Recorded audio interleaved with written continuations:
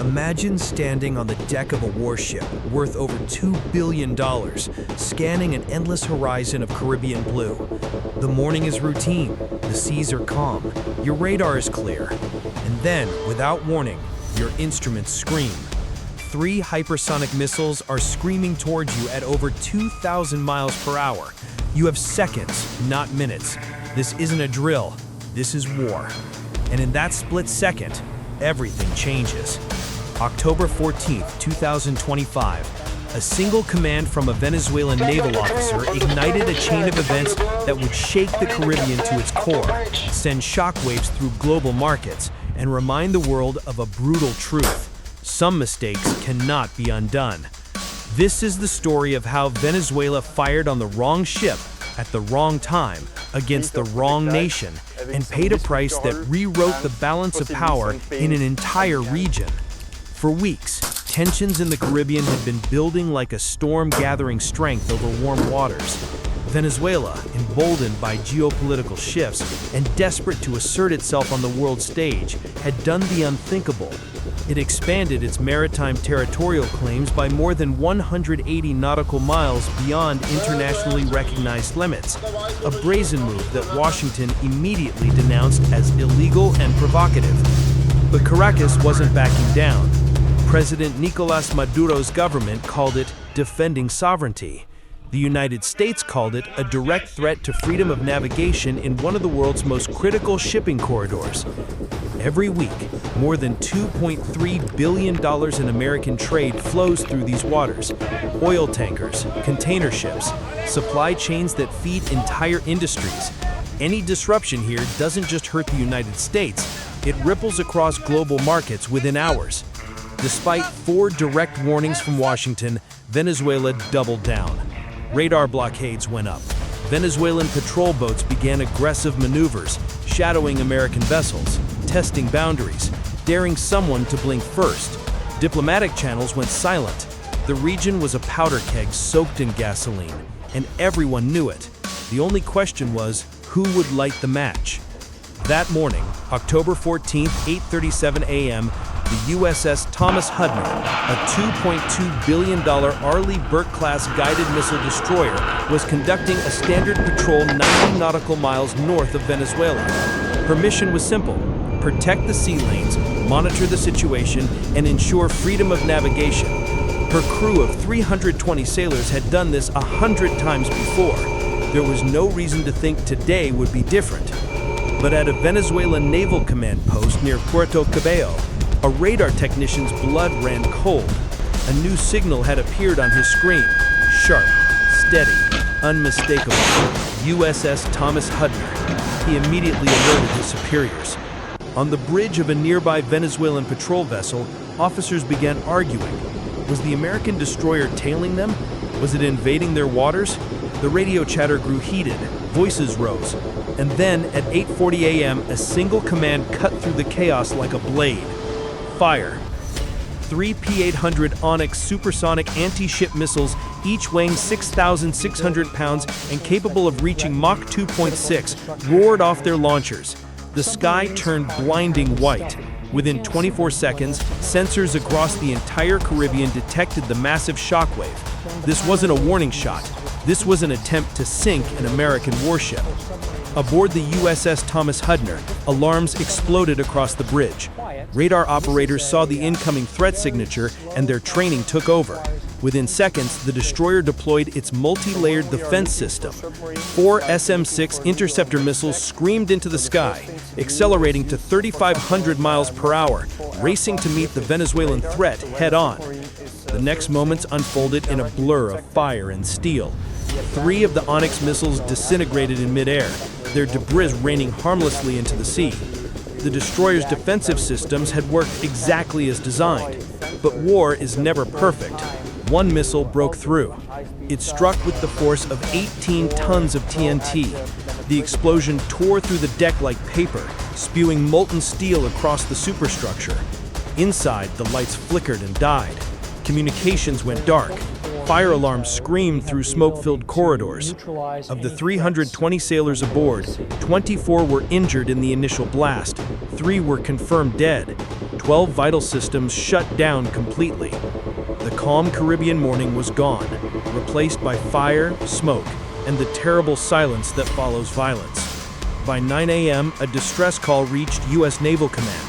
The question racing through every mind from the Pentagon to the White House was simple. What happens now? 10 a.m., White House Situation Room, West Wing. The news hit Washington like a thunderbolt.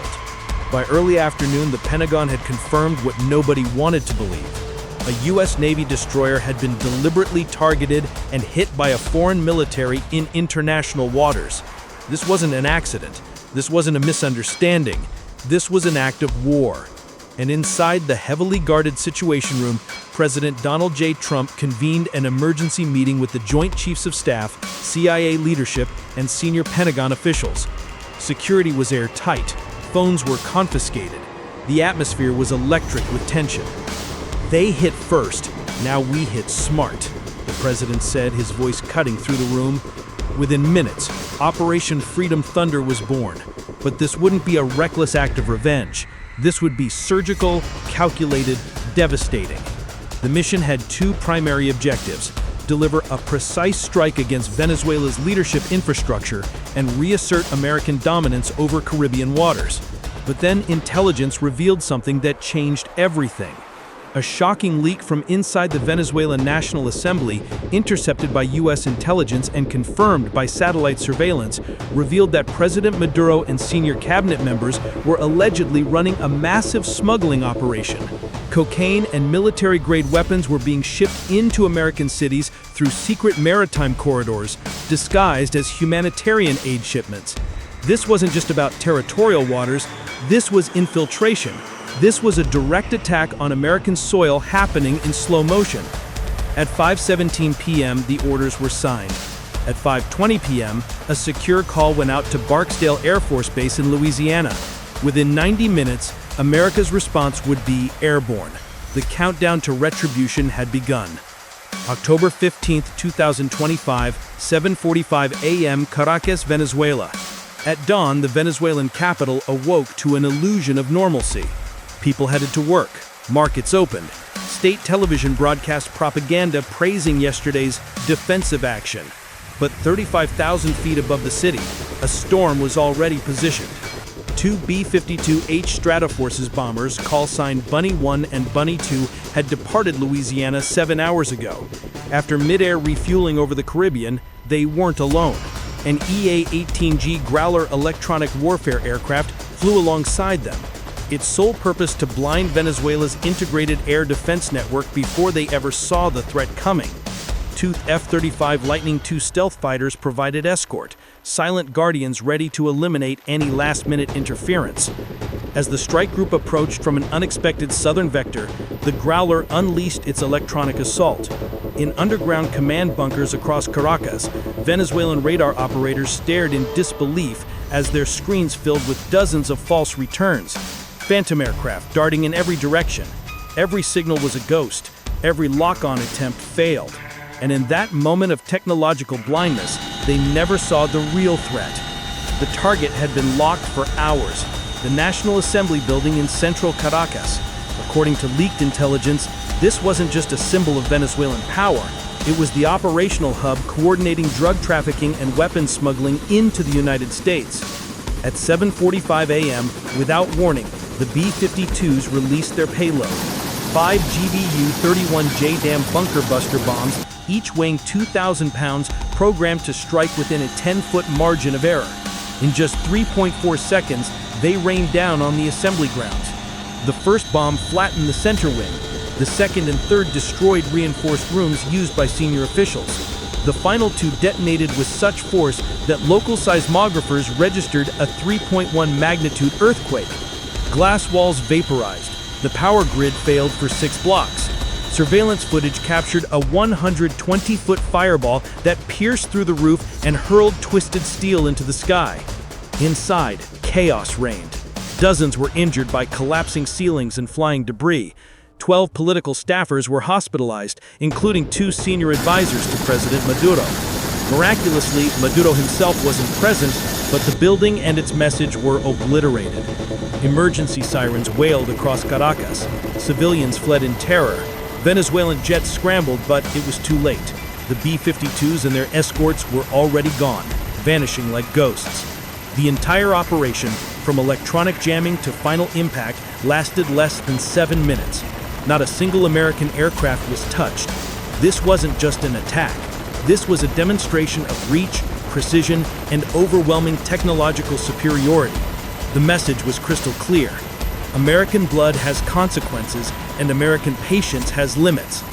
12:30 p.m., Puerto Cabello Naval Command. Hours after the bombing, Venezuela was paralyzed. The National Assembly lay in ruins. Smoke billowed from shattered windows. Live broadcasts were cut mid-sentence. But beyond the physical destruction, the psychological damage ran deeper. Inside Venezuela's military command, chaos gave way to terrified silence.